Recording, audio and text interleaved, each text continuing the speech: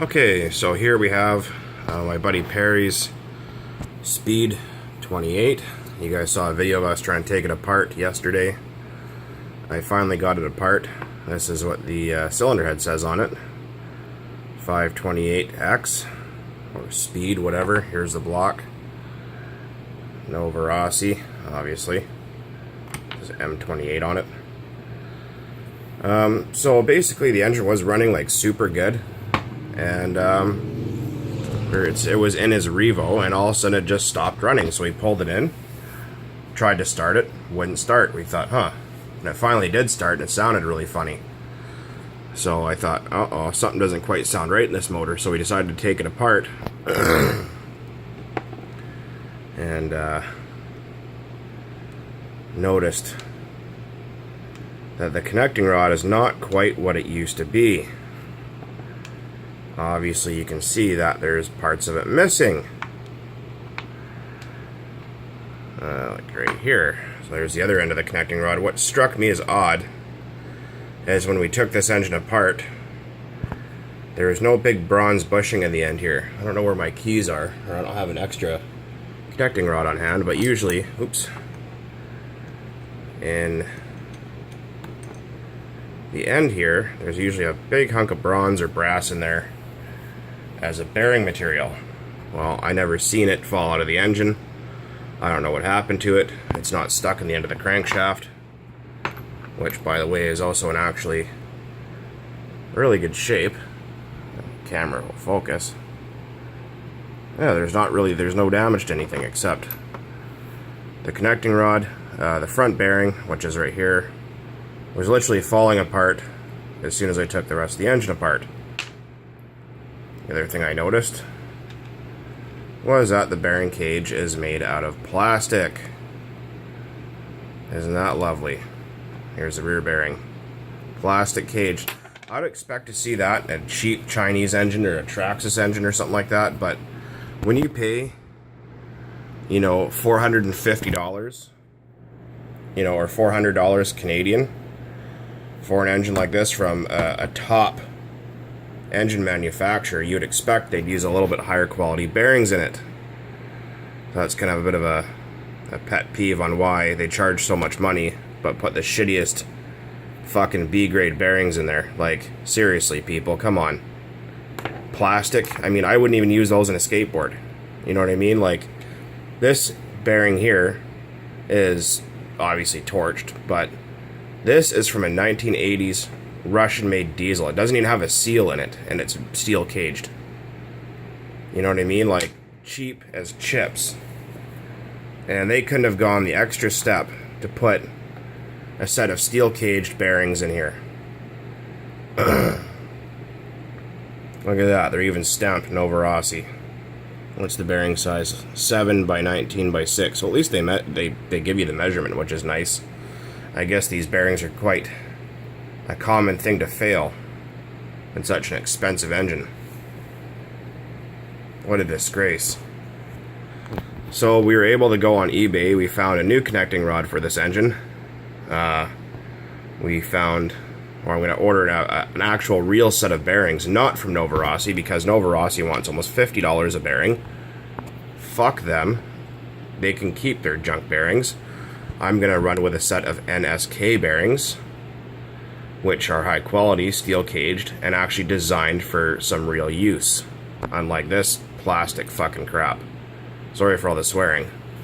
But the piston has a little tiny nick in it right there. You can kind of see there's a little bit of damage, but it's not, you can't feel it with your finger really. And the other thing is it slides freely in and out of the sleeve. There's no gouging on the sleeve, there's no damage to it, so that's good. So basically, we're going to replace the rod, put a real set of bearings in it, and reassemble this engine. Obviously, like I said, here's the inside of the block, which is, there's a little bit of scoring in there. Not on the bearing surfaces or anything, or even in the main bore of the block. But there's a couple little scratches from the rod coming apart, but other than that, everything is perfect. And I think whoever it was that asked, I think it was I Crash Planes, I believe, that asked why my HPI Firestorm sounds the way it does. This is the pipe that I use on there. This is a CVEC pipe. They don't make them anymore. These were a product of the 90s. I got this from my buddy Perry, who actually owns this engine that blew up yesterday. And I'm going to open this pipe up really quick here and use this.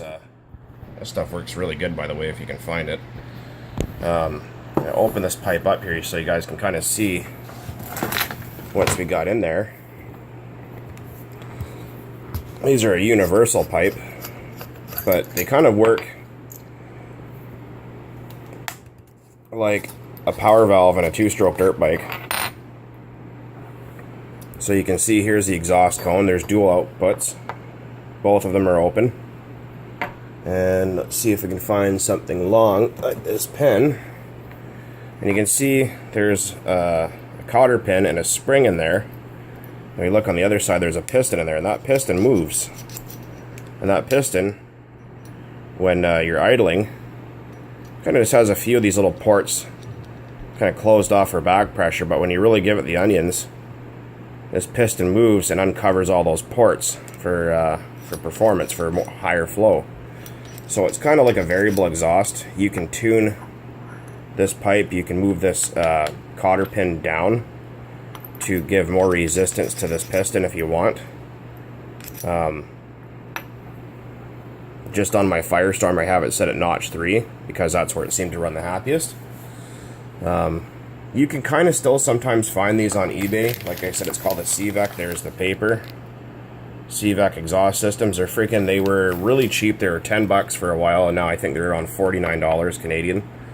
Whatever that is in American. I think $29, maybe $30, something like that. I'm not exactly sure. But yeah, that's kind of how they look on the inside. They perform really nice. They sound really cool. And they had all sorts of funky ones. They had ones that look exactly like this, but instead of the outputs being here, they're like the old MIP Stinger pipe where the exhaust comes right out the back. So you can have this hanging out the back of your truck just like one of them MIP pipes. But anyways, so there's just a little bit of a rant and update on this Nova 28 here that went pop, unfortunately. And it was running so nicely, too. It was running absolutely flawless. Nice trail of blue smoke, running, what was it, Sidewinder 20% nitro, which I believe is around 12% oil or something like that. And, yeah, all of a sudden it just fucking said that's it and let go. Very odd. But like I said, keep your eyes open. There will be a video about this being rebuilt at a later date. Also, my SH18 and my RC10 GT, which someone asked about. I forget your name, I'm sorry. I'm going to be doing a teardown of that engine later, so keep an eye out for that at a later date. Anyways, guys, take it easy out there in YouTube land. Right on. Keep burning nitro.